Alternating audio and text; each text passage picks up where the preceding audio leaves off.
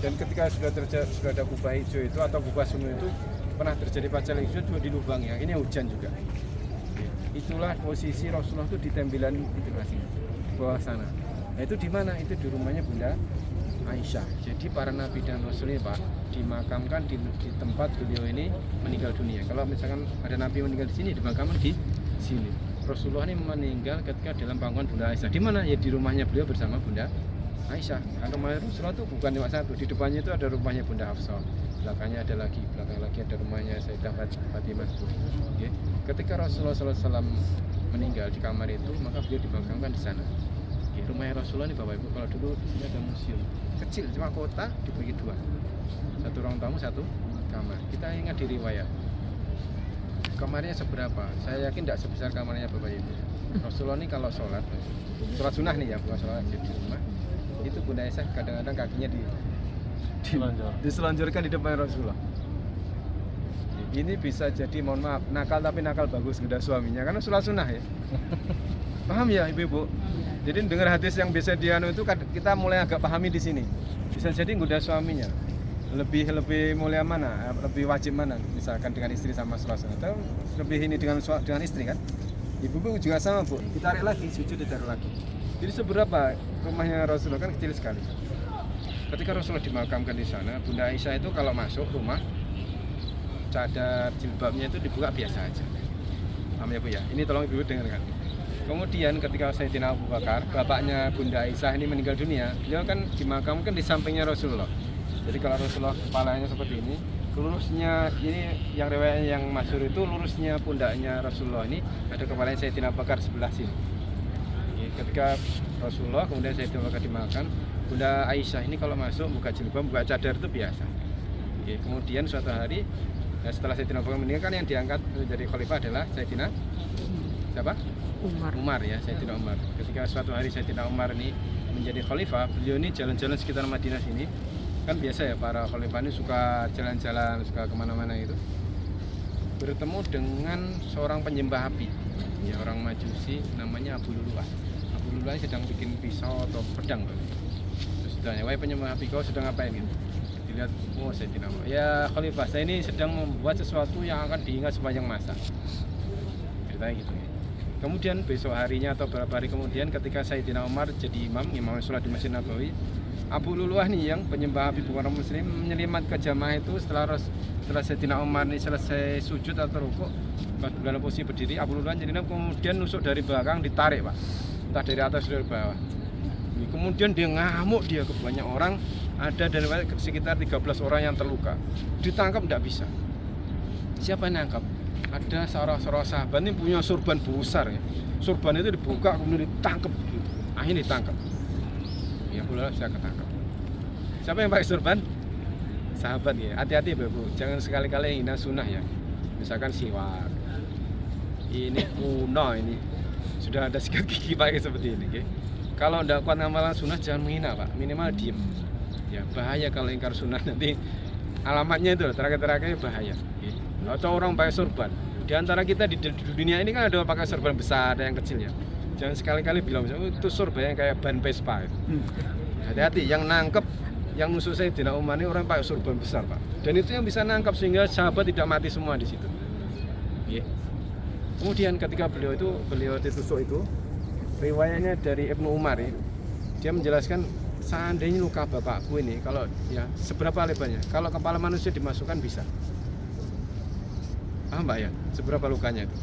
Sayyidina Umar itu orang tinggi Pak, kalau naik kuda kakinya sampai ke bawah. Sayyidina Umar, Sayyidina Hamzah itu kalau naik kuda kakinya sampai ke bawah. Kemudian dia belum di bawah, sholatnya belum selesai. Setelah orang-orang selesai ganti imam, tadi udah ditangkap Abu Lulu'ah tadi. Kemudian setelah agak matahari sudah mulai, kalau di riwayatnya matahari sudah mulai agak terbit itu ya. Beliau ini tersadar, kemudian minta air. Orang lukanya segitu Pak, minta air buat apa? Buat apa Bapak Ibu kira-kira? Wudu. Mengobati ya. Saya juga heran dulu, ternyata minta air itu untuk wudu. Saya kurang paham Pak, beliau ada luka atau sudah diperban atau gimana, yang jelas beliau minta air untuk wudu. Di situ ada perkataan Sayyidina Umar yang bahwa tidak ada agama bagi orang yang meninggalkan sholat itu dalam keadaan seperti itu masih berwudu untuk sholat. Setelah selesai kemudian manggil Sayyidina Abdullah bin Umar atau Ibnu Umar, putranya, ya, dipanggil, nak coba sini, kamu minta izin kepada ibu, ya, agar saya dimakamkan di sampingnya Rasulullah. Gimana Pak? Minta izin kepada ibu agar saya dimakamkan di samping Rasulullah. Siapa yang dimaksud ibu? Bunda Aisyah, ya. Bukan Aisyah, Bu. Aisyah itu tetangga saya di Denpasar, anaknya kawan saya. Ya, samping Rasulullah juga ada rumahnya Sayyidah Fatimah. Rumahnya siapa? Sayyidah Fatimah. Rumahnya siapa? Sayyidah Fatimah. Kalau Fatimah itu anak saya nomor 2 namanya Fatimah. Fatimah itu anak saya. Ya minimal kita manggil ya tuan lah atau gimana ya, atau Sayyidah atau Siti. Biar ada adab ya.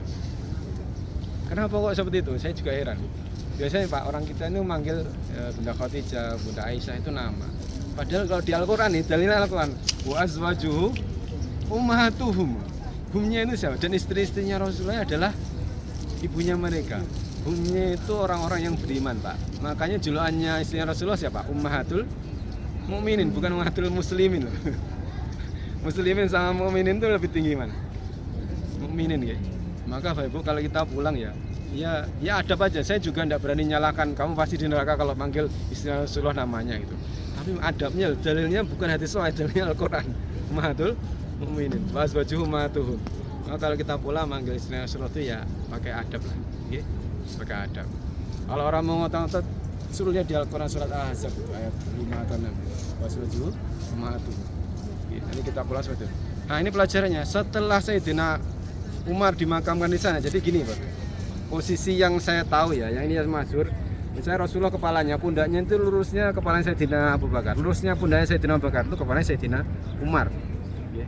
Ketika Sayyidina Umar dimakamkan di situ, itu Bunda Khadijah itu kalau masuk tetap pakai cadar dan jilbab. Kenapa? Bunda Aisyah. Rasulullah dan Sayyidina Abu Bakar masih muhrim. Tapi Sayyidina Umar, nah itulah adabnya wanita yang sempurna seperti itu. Maka wanita yang sempurna siapa? Sayyidah Asiyah, istrinya Fir'aun. Itu wanita yang sempurna Pak, Allah jaga. Ya, istrinya Fir'aun itu, mohon maaf sekali, ini bukan jorok. Jadi kita coba lihat ya, wanita semua. Bunda Maryam itu Pak, kalau Nabi Zakaria mau menemui, masuk ke dalam rumahnya ada kamar. Kemudian di kamar ada pintu, ada sampai berapa pintu. Kemudian sampai masuk ke dalam ada makanan di sana yang tidak ada di waktu itu. Kita ini dari kuasanya Allah SWT. Maka wanita ini Bapak Ibu, wanita ini kalau semakin tertutup, bukan menutup diri ya, semakin tertutup, terjaga itu, doanya makbul. Bahkan dari kalangan dari kalangan laki-laki, wali-wali yang laki-laki itu bisa kalah doanya dengan wanita yang solehah. Maka ibu-ibu pulang bawa itu ya, kita tiru orang-orang telah sukses. Wanita yang sempurna itu hanya beberapa aja. Bunda Asia, Bunda Maryam, ya Siti Khadijah, kemudian Sayyidah Fatimah, Bunda Aisyah. Siapa lagi? Hanya beberapa saja, 5 atau 6 orang. Kalau ibu-ibu nuri itu sukses, tidak terlalu sibuk apa-apa, boleh berbisnis seperti Bunda Khadijah, tapi tetap ya, kita tiru-tiru semua apa yang dilakukan itu sehingga kita pulang ini nanti menjadi orang yang akan digolongkan kepada beliau, orang-orang sukses di dunia sementara ini dan di akhirat yang selama-lamanya. Ya, kita ke sana, dekatkan ke sana, karena kalau dijelaskan di sana tidak boleh, Pak. Di sana tidak boleh. Salah kita ke sana. Dan Bapak Ibu perlu diketahui ketika Sayyidina Umar meninggal itu umurnya jauh lebih tua dari Bunda Asia, ya. Jadi kita manggil ibu, minta izin kepada ibu tadi bukan karena lebih muda, karena tadi dilakukan jelaskan bahwa Rasulullah dan istri Rasulullah adalah ibu-ibunya mereka. Ibu-ibunya mereka itu ya ibunya para sahabat, ibunya kita, ibunya bapak ibu kita, ibunya kakek nenek kita, ibunya guru-guru kita, ibunya ustaz-ustaz kita, ibunya tuan-tuan guru kita, ibunya kiai-kiai kita, ibunya syekh-syekh kita, ibu-ibunya dari gurunya guru-guru kita, syekh-syekh kita. Ya, maka kalau kita panggil namanya saja itu kira-kira sopan ya. Ya ini kita yang jawab sendiri-sendiri ya. Kok agak aneh ya, tapi bukan berarti jangan kita nyala. Wah kamu ini di neraka kalau enggak, jangan ya. Ini yang masalah adab kita. Atau memang sesuatu yang memang seperti sudah dinas ya kita ikut aja. Seperti saya asyhadu an la ilaha illallah wa asyhadu anna Muhammadar Rasulullah. Itu bukan jangka, tapi memang yang dicontohkan nasib itu tidak apa-apa.